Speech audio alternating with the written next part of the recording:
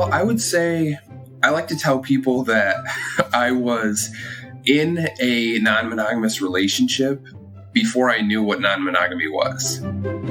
Welcome to Normalizing Non-Monogamy, the podcast where we interview incredible people from across the entire spectrum of non-monogamy to hear their fascinating stories. We strive to bring guests on the show who have a healthy approach to non-monogamy. However, it's important to remember that everyone does it a little bit differently, and the views and opinions expressed by our guests do not necessarily reflect our own. Additionally, we produce this show for entertainment purposes only. Please be aware that we aren't doctors or therapists. Consult a medical professional for anything regarding your health that you might learn about on the show. Enjoy! Welcome to episode 149. Take two. It's a Monday. It is a Monday. Happy Monday, everybody. Happy bonus episode. Monday. Today we have an interview with Wilson. He's in his late 20s and has been exploring polyamory and non-monogamy for quite a while. But he didn't really know that it was a thing. Right. So he was in a long-distance relationship with a woman in Argentina, and they were like, well, we're going to do this open relationship thing, and they just kind of made it up as they went along. Kind of jumped right into it. And so it's a great story about sort of how that relationship led him to start exploring it and researching it and figuring it out.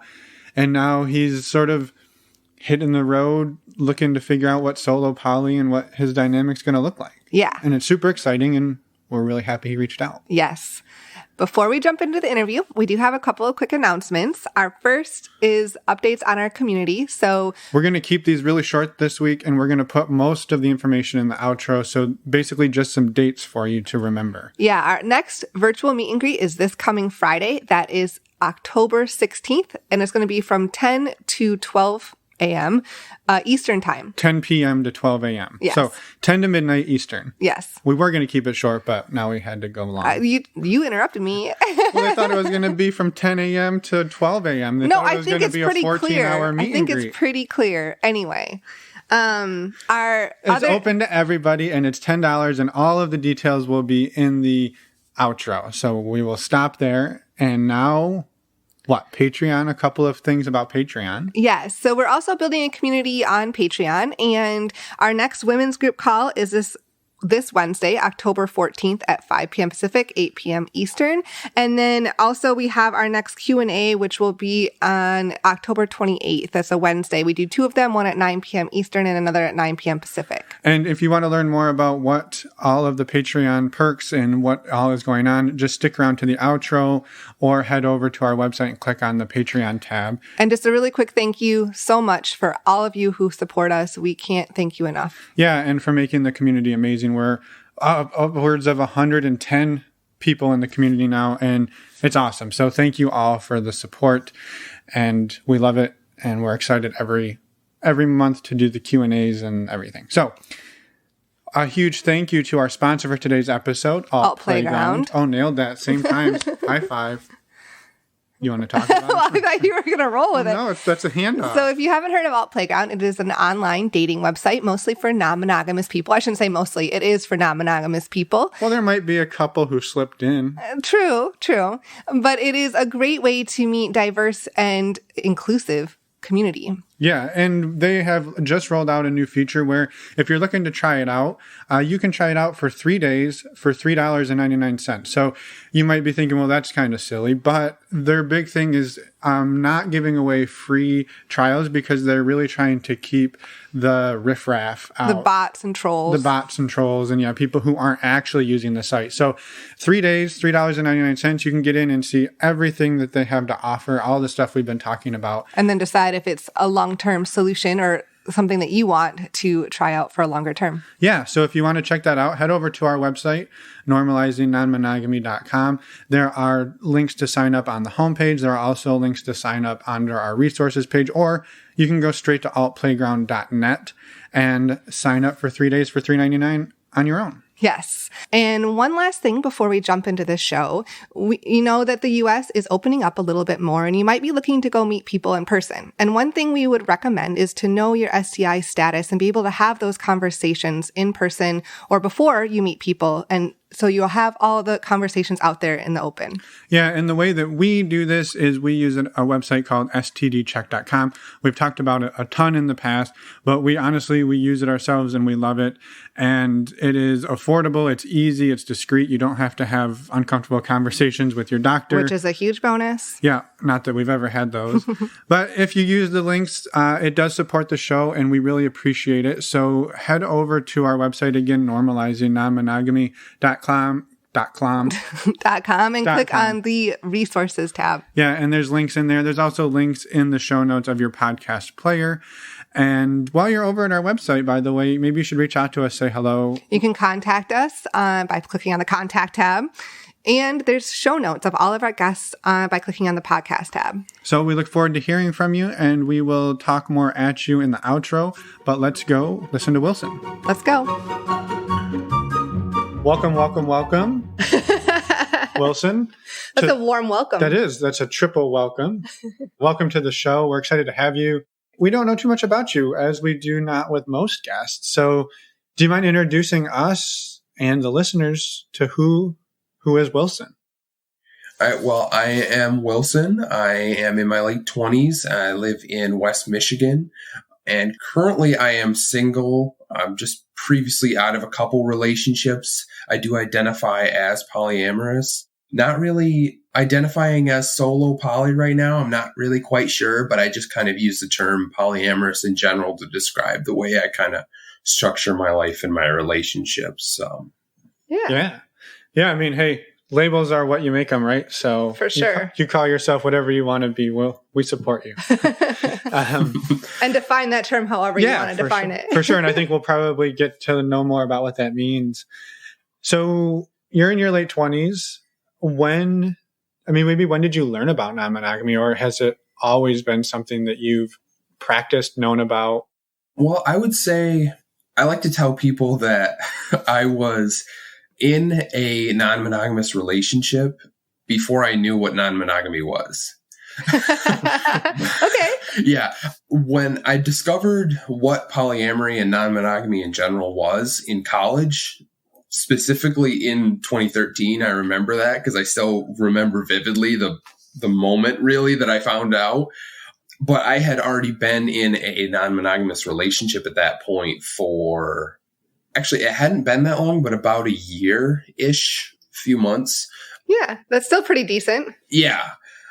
So it was, actually, I said that wrong. My relationship started in 2013, and I didn't discover polyamory and that word and that term until about 2015.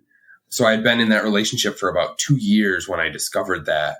And I remember specifically I found out about it because anybody who knows me knows that I have a weird fascination with flags. And I was looking at different like pride flags. It was June, actually. I was looking at different pride flags for Pride Month or whatever. And I saw one that I didn't recognize, and it was the poly flag. So I looked at it and I said, okay, what's this? And then I discovered polyamory through that. And I remember just reading all about it, like, oh, what is that? Because I kind of sort of gathered what it was from the root word, you know? And then as I read more, it was just one of those revealing moments where I was just like, wow, this is me. This is what I've been doing more or less for 2 years. And this is kind of always how I felt.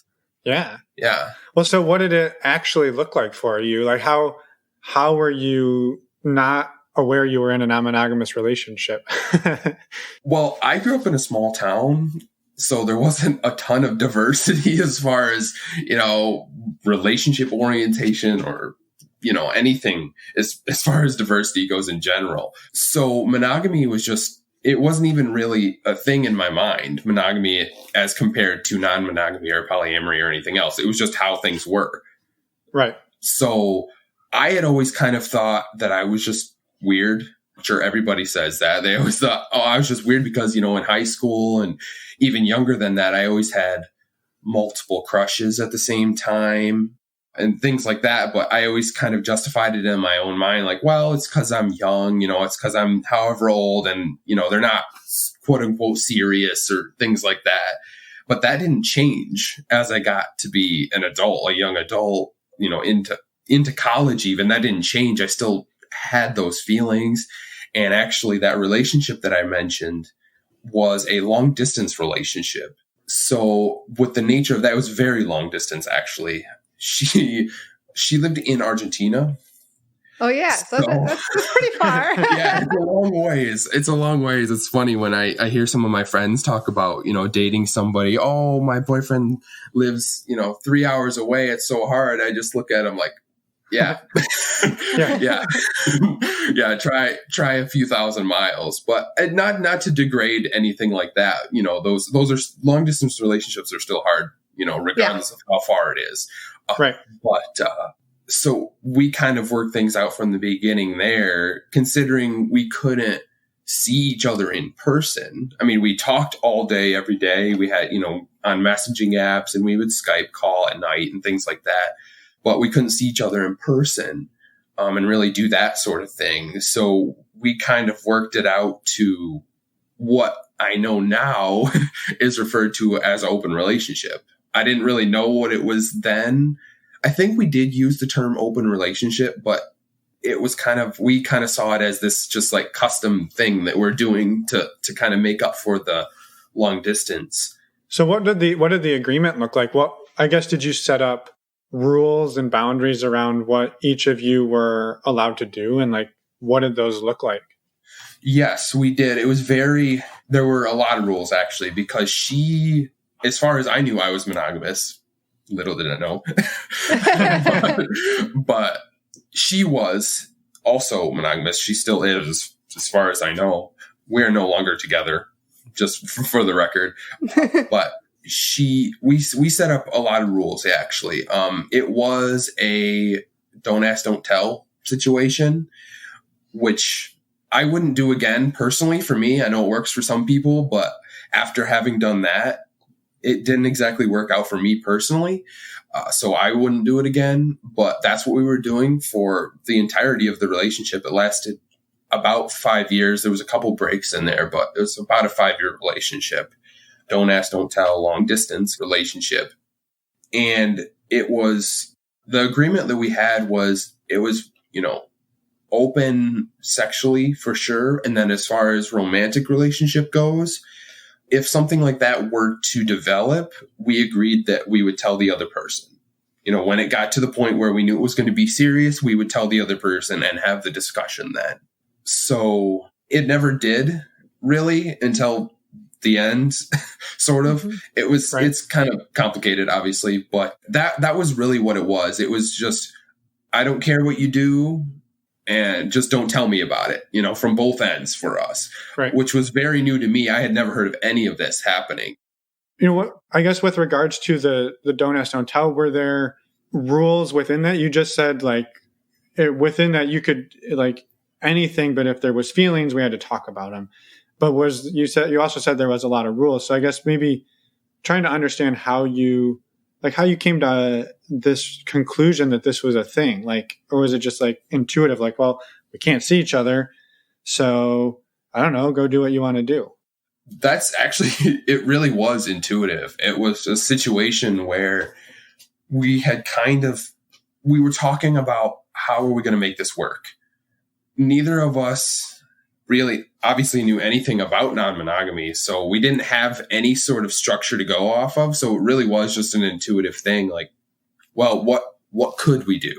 And we both kind of agreed, we're human beings. We have needs. We have connection needs. We have, all other sorts of needs too. So it was more of this will have to do for the time being sort of situation.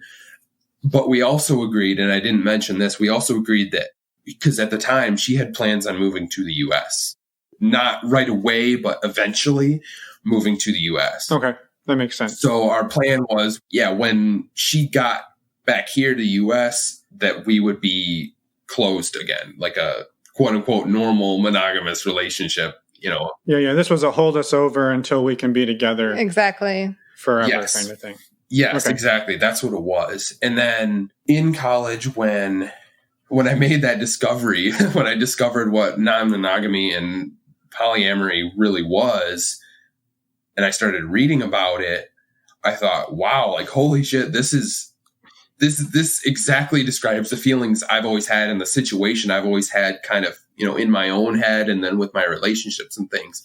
Because I remember even being a kid and being like in middle school and high school, it's like several of your other guests have said, like, I didn't have those feelings of jealousy. And like, if somebody that I liked somebody else, it didn't, obviously it was, hard because they didn't like me, but it wasn't like I didn't have that jealousy issue. Right. And even with my friends, like not just people that I had feelings for, but even just my friends, like I was never the type of person that, oh, like, why are you hanging out with him? You should be hanging out with me sort of thing. I never felt that. And I never really understood why people felt that because it just seemed so illogical to me.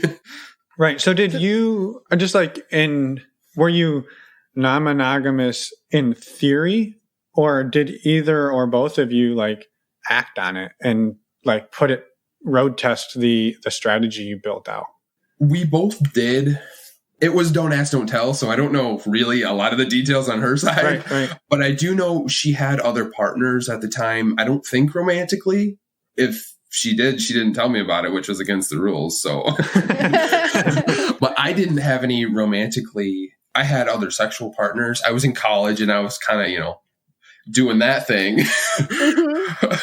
the hoe phase, quote unquote, in college. Having fun. So, yeah, I was doing that safely. Obviously, I've always been big on safety, asking the right questions before things happen, condoms, the whole bit. So yeah, we were acting on it in that aspect. And then as far as romantically goes, that kind of starts the next sort of chapter in my story before you jump into that, I just have a really quick question. So like you said, you never really had jealous feelings like as a kid and growing up. So even throughout that whole don't ask, don't tell phase, did you have any, or did she express any, did either one of you express any jealousy feelings, or was it just like, this is what we're going to do to stay together and it's all good? I didn't ever feel jealous. I didn't ever feel any jealousy. She sort of did. When she would, because it was the don't ask, don't tell. So when I'm with somebody, we talked all the time. We talked pretty much constantly. I mean, unless I was in class or working or something where I couldn't be on my phone, we were talking. So if she knew that I wasn't in class and I wasn't on my phone and I wasn't at work and I wasn't answering her, I think she kind of put two and two together that I was either with somebody, but I had, my friends from college, so I could be doing something else. But even when I was with friends, I would usually text her. But if I was with somebody else, I didn't. So I think she kind of figured that out a couple times because I would get some of those jealous vibes from her. Yeah. That it wasn't ever explicit. She never really got mad at me or anything, or it never caused really issues with us. But I definitely got those jealousy kind of vibes from her. Yeah. Right. Sometimes when she would figure that out. Yeah. Oh, and definitely let's jump to the, like you said, sort of the next chapter. But I have one like yes, no question is, did you ever meet her in person? No. There were a couple times. It's kind of sad when I think back on it because like I said, we were together for 5 years, but there were 2 breaks in there. And she actually came back to the U.S. during one of those breaks. Oh, no. Yeah. So that was kind of hard when I found out when we had gotten back together after that, but no, I've actually never met her in person. It was virtual. It was very 2020 for being 2015. Yeah. So you got all the practice for the pandemic. You were just a few years ahead of your time. Yeah, honestly. All right. So chapter 2, you learned about what you were doing was a thing. And then what happens? During that time, and I might be getting the years a little bit mixed up in here. I'm not sure. The timeline's a little fuzzy when it comes to that, but I kind of consider the next chapter to be when towards the end, the last couple years of my relationship with her, things got rocky. That's when we had those breaks because I was fresh. I was new to this. I had just discovered that it's even a thing. I had no idea how to do it really. And so I did meet another girl while I was at college, and we started talking and everything. And I don't mean to throw shade at her when I say this, because she's a great person and I hold nothing against her, but I was still kind of forming what my non-monogamy would look like. And when I told her about the person that I was seeing, she more or less convinced me that it wasn't a good idea. The new woman that you met. Yes, the new woman that I met, she more or less convinced me that I shouldn't be seeing my then current partner. Right, in Argentina. Because at the time when I met her, I was having kind of a rough patch with my current partner at the time. So things weren't great with the relationship. And then I meet this new woman and things are great with us. And I don't know that it was malicious on her part. I would like to think that it wasn't, but she more or less had convinced me at the time that I should stop seeing my current partner and start seeing her. Mm-hmm. And actually, it's one regret that I do have that I've definitely learned from, but it is a regret that I have that I ended up cutting off my relationship, that long distance relationship, to see this new woman, because that didn't last very long. The new relationship, it was good. I don't hold anything against her, like I said, but it just didn't work out. It was just one of those situations where, well, it didn't, we've all have been there, it just doesn't work out with somebody. So, yeah. And so at this point, you're then thinking, well, you're learning what non-monogamy is for you. Where does that take you so next? you've broken up with the woman in Argentina, and you've broken up with the woman that you started dating after her, or during, I guess, that first... The transition. Transition, yeah, that's a good word. And so how about from there? From there, at that point, I was completely single again. So, and I really missed the woman in Argentina. I really missed her. So we started talking again, ended up getting back together, and it was good. It was good for a while. We more or less just picked up where we left off. I mean, obviously it was hard. We had to have some conversations, but we more or less picked up with the same dynamic, same kind of situation, same rules, everything like that. And we did that for, I'm not sure how long. I can't remember exactly how long. I think it was 1.5 years or so. And then I met, it was between 1 year and 2 years. And that's okay. Yeah. Approximate, it's fine. Yeah. And I met another woman at college.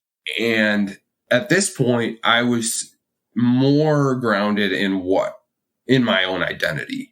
I knew I was polyamorous. I knew that word. I was confident using that word. I was not necessarily looking to have multiple partners at the same time, but I was open to it. So when I met her, I was still with my, I guess, longtime partner at the time.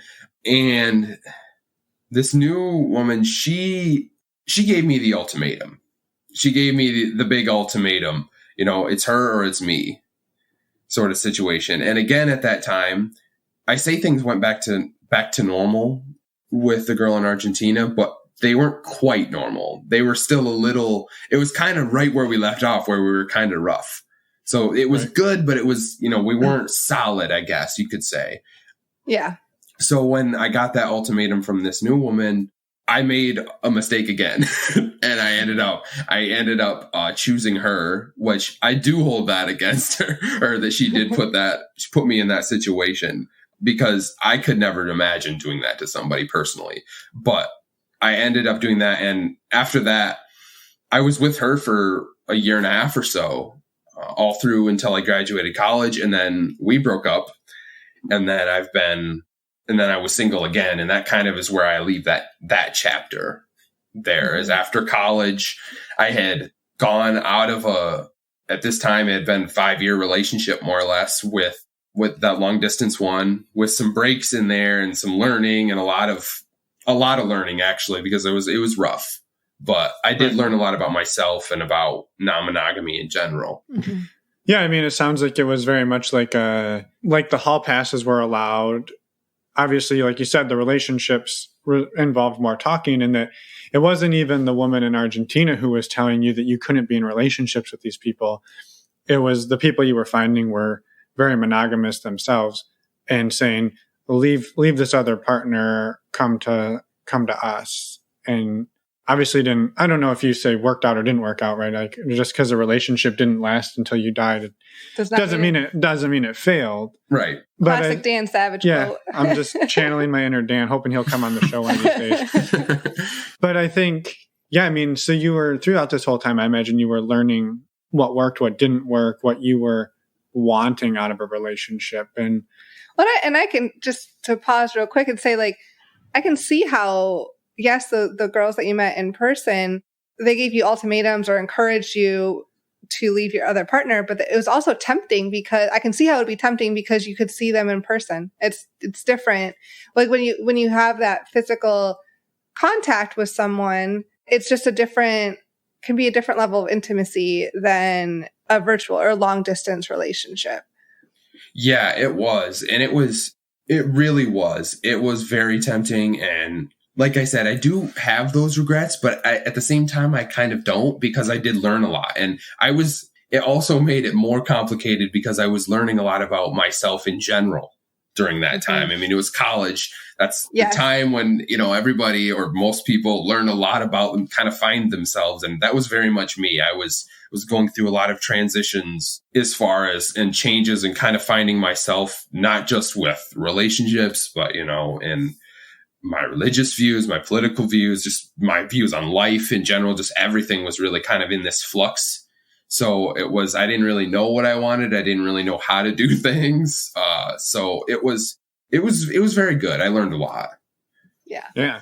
Well, and so coming out of college, let's say into chapter 3, what does chapter 3 look like with Wilson now knows who he is for the time being? Yeah. I was like, it's a constant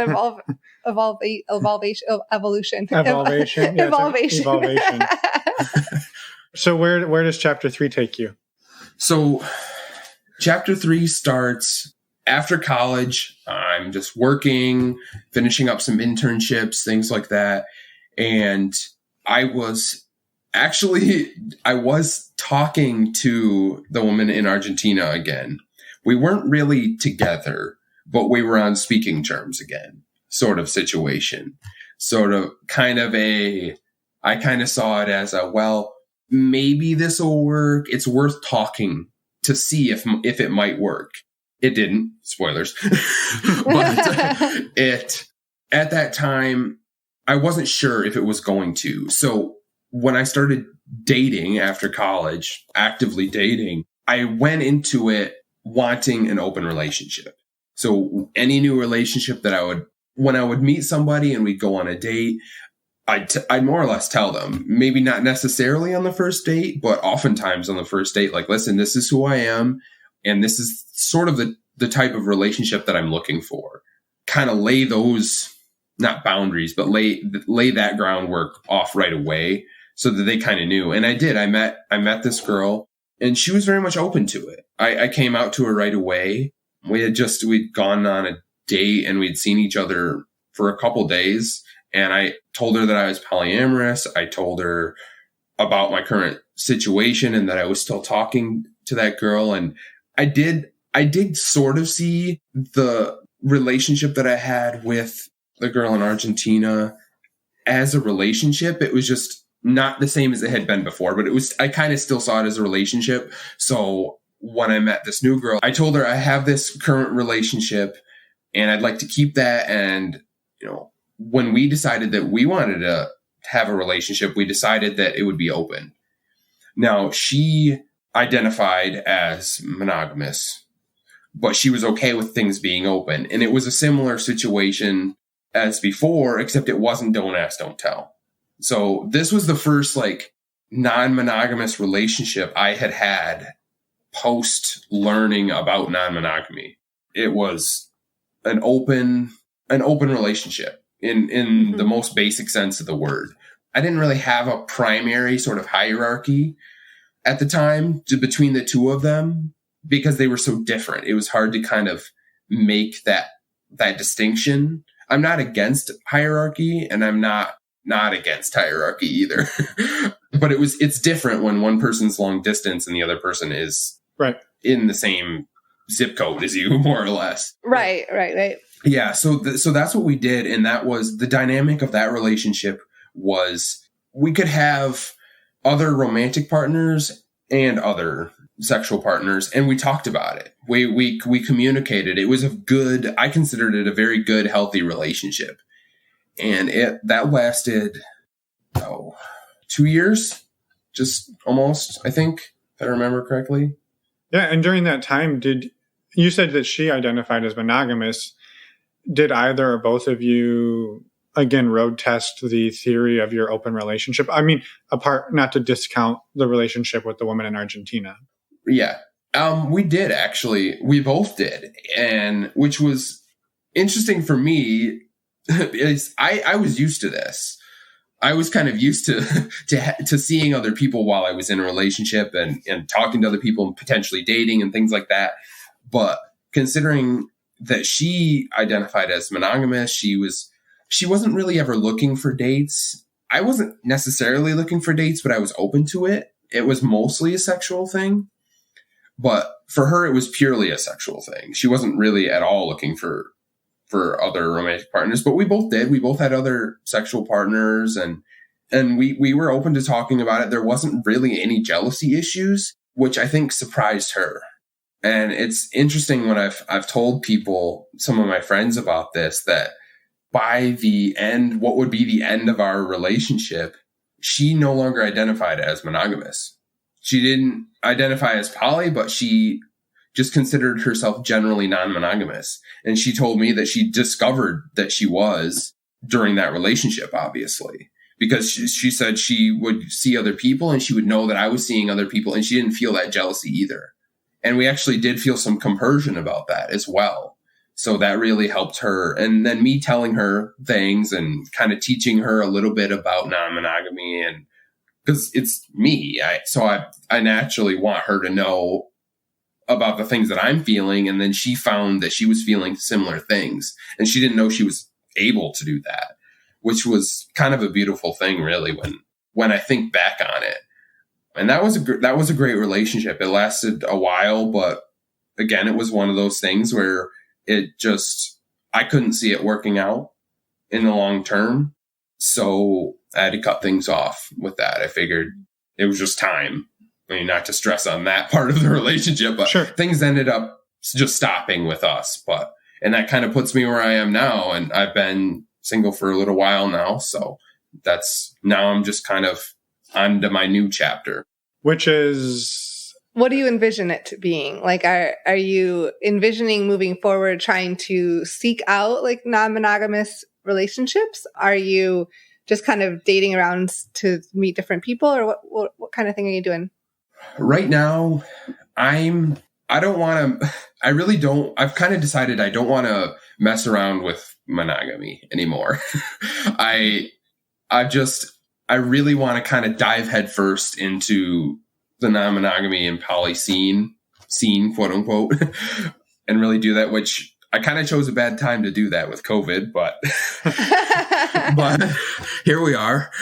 But that's what I've been doing. I've been going in, I put on all my dating, on all the dating apps and sites and things like that. I put right in my bio, ENM, poly, different things like that. So I'm just straight up with people right from the beginning. And then it kind of keeps, number one, it keeps me from having to have the same conversation over and over again with people. I know when I get a match or I meet somebody that they're at least mostly cool with everything.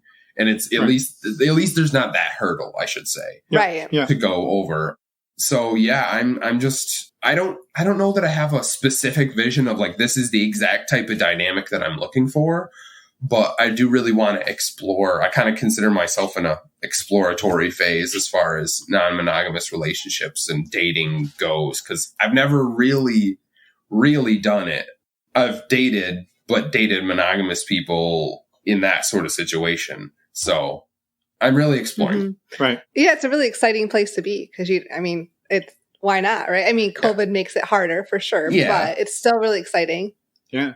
Well, and I think that maybe is a good point there in that, like, you're kind of exploring, but what is it that you, like, what were your favorite parts and maybe least favorite parts about the previous sort of ways you've explored it? And like, do you have some ideas of like, well, when I do it the next time, I would do this different, or I would do this the same? Like, what do you, again, knowing that it could change, but what do you kind of see it like right now, your ideal situation being?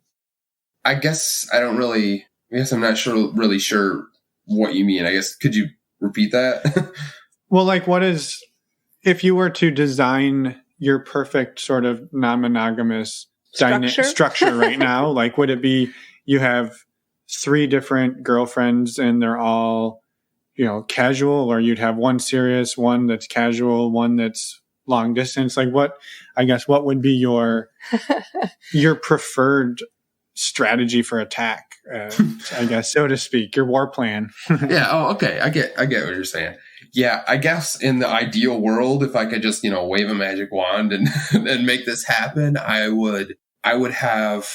do like the idea of having a primary partner. So I think I would have that primary girlfriend and then probably another girlfriend, but then have some sort of casual relationships on the side. Because I kind of sort of have, I don't have that now, but I have some casual regular relationships right now, a couple of them. So to keep situations like that around, some not just play partners, but, good friends that I also play with. Yeah. And then, in my ideal, I would have that as well as having a primary and not necessarily secondary, but another partner as well. Right. Mm-hmm. Right. Mm-hmm. Ideally. Yeah. Right. No, yeah. I mean, again, it was a waving the magic wand. It was a waving the magic wand question. So it's perfect. Yeah. I think it was just kind of trying to understand what, over this time of the last 6-7 years that you've been exploring this, like, what is it that you had been learning about yourself, right? You've obviously learned a lot, and just trying to understand what some of those things were. You mean as far as just relationships, or in general about my life? I mean, I'm obviously not going to tell my whole story about my whole life, but you know what I mean. No, yeah. No, I think around the relationships, around what you were finding worked and didn't work. And I think you kind of answered that you enjoy the casual partners, but having something a little more serious also works for you, and finding the balance between those. Yeah. I think the biggest thing that I've learned as far as relationships go is that I'm not doing strict monogamy again. I don't think I could really do that. At the minimum, I think I don't consider myself a very needy person, but I think as far as the relationships go, I would need to have an open relationship, even if it's just where I can have other casual partners, whether, right. like my casual partners that I have now, who are my friends as well as play partners. I would need to at least be able to have that dynamic in a relationship that I have. Right. Yeah. Right. Yeah. And then just as far as everything else goes, as far as with the relationship, obviously, like in any non-monogamous relationship, communication for me is just like, I tell this even to my monogamous friends that talk to me. If they mention anything about their relationship, I say, communicate. You need to communicate. That's incredibly important. So I've really learned over these last few years kind of what I do and don't value in a partner. And communication is very much one of those things. And then kind of I guess it sounds weird to say, but kind of self-worth too. People who really, I would say people who know who they are, know who they want, or what they want, I should say, and who they want. But people who are very confident necessarily, or they don't necessarily need to be super confident, but need to kind of know who they aren't wishy-washy. I don't like wishy-washy people. So I kind of have really learned the type of person that I tend to make connections with. Yeah. People who aren't wishy-washy, people who I can have a conversation with. I've gone on dates before. We've all been on dates with a person that just, you can't talk to them. You go and you try to make conversation and they just give you short answers, and it's like, okay, this isn't going to work, because I need to be able to at least have a conversation about something with you. Yeah. So I've learned a lot about that, and I'm still learning because, like I said, all those relationships that I had in the past were fairly short or fairly close together too. I didn't have a lot of time in between. I don't know what that says about me psychologically, but we won't go there. But we don't need to read into that. It's okay. So I'm really exploring kind of dating in general right now too. So I don't know. I kind of still consider myself definitely in a learning phase, but it's like a new learning phase as compared to what I was in before. Yeah. How has the dating gone? And like you said, you're starting to put all of this information out in your app, like the apps, you're non-monogamous, and like, what has the response to that been? It's been fairly good. I haven't had a lot of detractors or anything like that. I could tell you, I just recently, in the last couple weeks here, downloaded a bunch of new ones because I was doing kind of the basics, Tinder, Bumble, some of those, and it was working fine.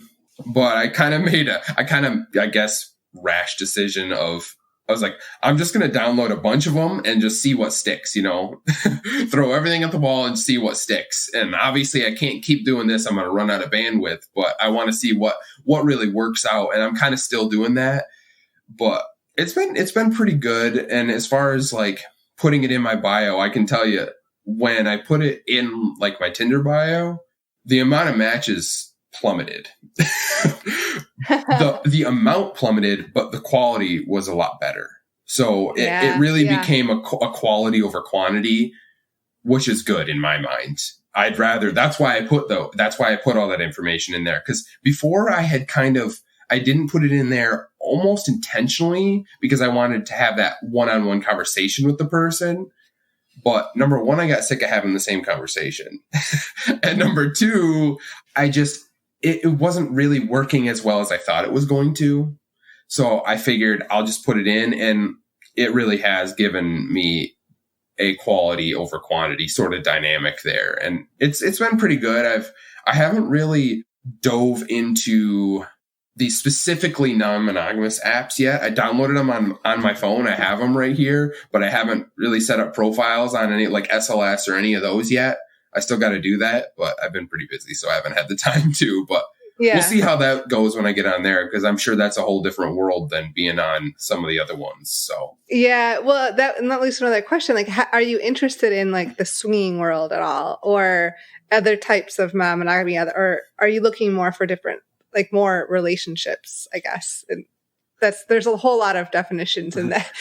But you get the gist of my question. Yeah, I'm looking for both. I'm definitely looking for a relationship or relationships, but I'm open to anything. I'm very much not familiar with the lifestyle. I'm very much not familiar with that, with swinging at all. I'd really like to learn. I need to look into it because I'm very much open to it. Mm-hmm. I've only ever known about it between couples and people who are already in relationships. So I wouldn't necessarily know how to go into that as a single man. But I'm very much open to it. And I mean, hey, if you guys have pointers, send them my way because I need to learn all these things. Yeah, I mean, I've obviously never done it myself, but I think it's just more of being authentic, being who you are. And it's the same, like you could lie and deceive people, and you might get a whole bunch more matches, but are they really matches, right? And not that I'm implying you're a deceptive person by any stretch of the imagination, just like... Or that anyone should do that. Yeah, no, yeah. But I think if you, just like being yourself, right? Like people are either going to like you or they're not. And like the ones who do, great. And the ones who don't, like you saved yourself a lot of energy and time by avoiding that. And I think the other like really quick recommendation is like just be respectful, like kind of like how you would on a normal any dating app. Yeah. Like just how you should be. How you should be. Yes. How you should be on a dating app. Like respectful, kind, like all of those types of things go straight into like the swinging world as well. Yeah. And maybe one final tip, and not that our show is all about tips, but remember that if you're talking to a couple, there's two people in that couple, and that it's okay to talk to both of them. Like you don't have to, like, even if you're only interested in the woman sexually, there's also like her partner, and they're going to be there as well in some capacity. And, in a lot of cases, they would want to be at least cordial.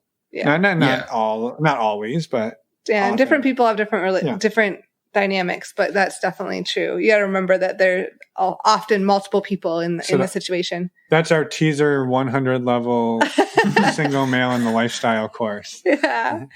And it leads to another question of mine too. Have you had the chance, or do you want to explore your sexuality at all? At this point, no, I don't really have any interest in exploring it. Obviously, if something, you never know what's going to happen.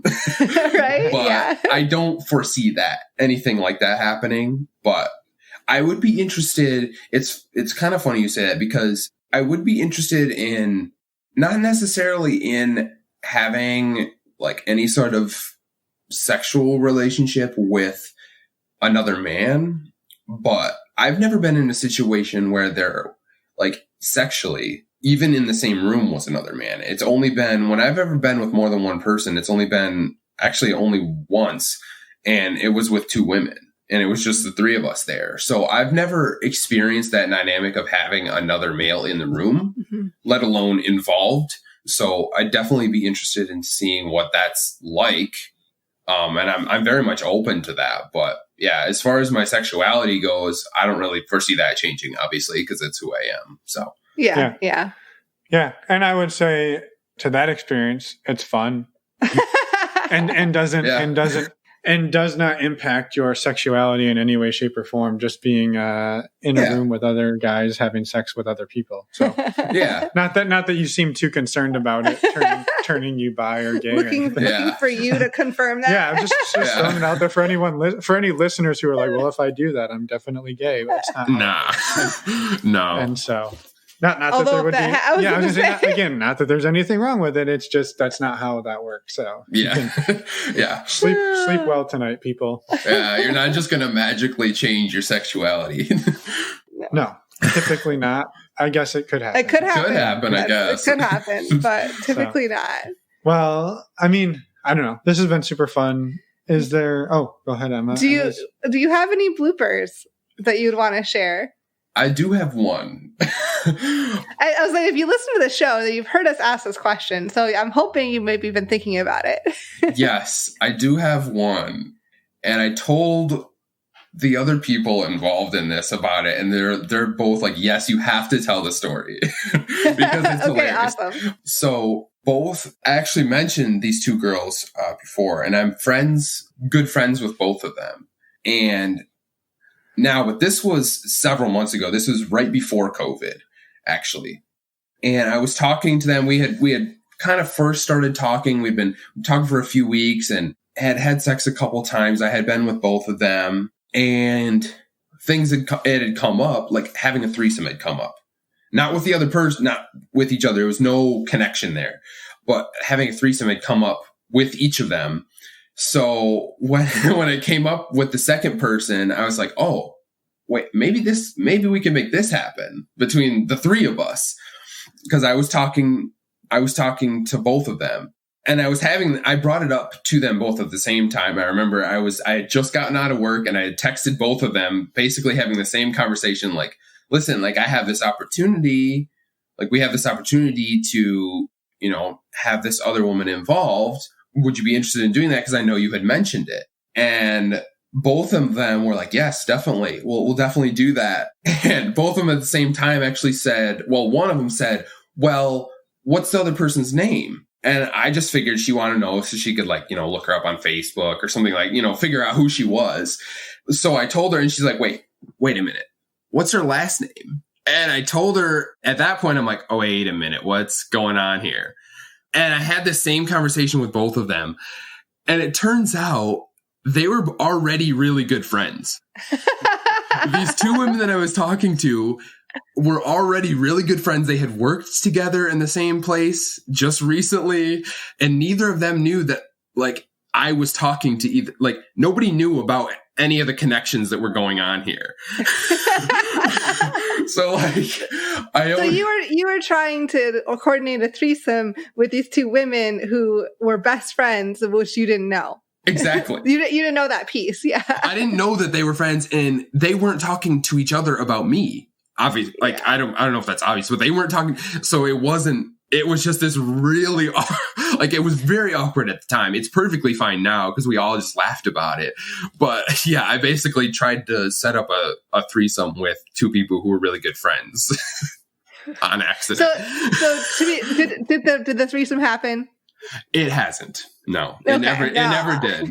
It never did. But well, maybe someday. Yeah. Hey, maybe someday. We're still all good friends with each other, kind of more or less separately. So maybe it will. I don't know, but that was probably the biggest blooper I've ever had. And it's not huge, obviously, but it was like, at the time I was just like, wait, you gotta be kidding. What are the chances? Right. Well, cause probably they went and talked to each other and be like, we're sleeping with the same person and we didn't know it. And it's funny coming to, like, from me earlier saying I value communication so much, and then I had this happen. Like, oh, I was like, this is a pretty big city. Like, how did this happen? Wow. But yeah, that's funny. Yeah. Well, did you have anything else to ask? I didn't. I wanted to say thank you and to give you the opportunity if there was anything that we didn't touch on that you wanted to talk about. And if not, it's quite a bit later there, so we will let you get along with your West Michigan evening. Not that I can really think of. I just want to thank you guys for doing what you do, because this is awesome. And I've learned a lot from the show already. And it's great to put a human touch on the things that you read about on the internet. Yeah.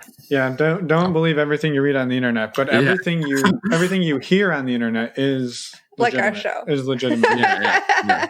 So yes. Well, thank you so much. I know you reached out to us, just emailed us about a month ago. So we're super excited that you did. And joined the Patreon, which is awesome. So thank you for that. And the meet and greet. So full on. Jumped right in. Yeah, all systems go. Yeah, it's been great. I love the meet and greets. That was really fun the first time. And like I said, it's great to see other real people instead of just seeing, Reddit usernames. Right. Yeah. So it's a very different world there. So it's been great. Yeah, no, for sure. Well, thank you for the support. Thank you for the plug. And thank you for coming on the show, sharing your story again. Like you said, you've learned from everybody else, and inevitably somebody's going to learn something from you from this. So thank you for that. We appreciate it. Yes. Yeah, thank you guys. Have a wonderful night. Yeah. You too. And we're back. Thank you so much to Wilson for reaching out and jumping right in and sharing his story. He told us that he only found our show a few months ago. So he listened to a couple episodes and then reached out and wanted to share. Yeah, and as you heard him talking about, he has actually jumped into a lot of the community stuff that we've got going on. He talked a little bit about the meet and greet, and he didn't share that he is also in the Patreon community. So a huge thank you to him and, again, all the other patrons for that. With that, we talked about it in the intro, but we do a monthly video Q&A with everybody at every level. And then if you jump up to the $5 level, there's also a MeWe chat group. So it's sort of just an ongoing chat community where people share all sorts of things that they're doing, ask questions of each other, just get help from each other, and honestly share lots of pictures of food that they're making and their dogs and their dogs and their hot tubs and everything like that. So it's a great supportive community, and it's, I don't know, again, as we said, we really enjoy it, and it's been great. We also have a women's group for the $5 and up patrons. This is something that started in April, I believe, and it's been amazing to see the growth and just the connection for all of us. The next discussion call, so we have a monthly discussion call. It'll be this Wednesday, October 14th. And if you miss it, we'll have another one in November, so don't worry. But we also have an ongoing chat group for the women's group as well, so you can join anytime you want and be added to that. Yeah. And the other thing that we talked about at the beginning was the virtual meet and greet, which these are open to anybody and everybody. They're $10. And what we do is we bring everybody together monthly in a Zoom, basically a large Zoom call. And then we use the breakout room feature. So you get a chance to meet in larger groups, smaller groups, and we give you different questions. And it's just a fun way to get to know people and have conversations. Yeah, and they've been growing every month too. It's been an awesome turnout. Yeah, for sure. Our next one is this coming Friday, October 16th at 10 p.m. Eastern. There you go. Yes, Nailed it. Nailed the time this time, Yeah, since we I nailed it. apparently wasn't clear enough in the intro. So we hope to see you at some or all of these events. Again, they're super fun, and we've been loving doing them, so it's an honor to have such a great community around us. Yeah, and if you happen to miss these meet and greets and all these events coming up because you're listening to this later in October, don't worry. Go check out our website, normalizingnonmonogamy.com. On the meet and greet tab and on the Patreon tab, you can find the dates for the upcoming events. And one last quick thank you to Alt Playground for sponsoring the show. And again, remember now you can check them out for less than $4 for a 3-day trial, $3.99. Saving that penny. You never know. Save your pennies. So check them out. Head over to altplayground.net. And again, check it out for a couple of days and get unlimited access. And with that, we will see you on Wednesday for an interview with Rachel. Yes, a fantastic interview. As always, we will see you in a couple of days. Bye, everyone. Thanks for listening.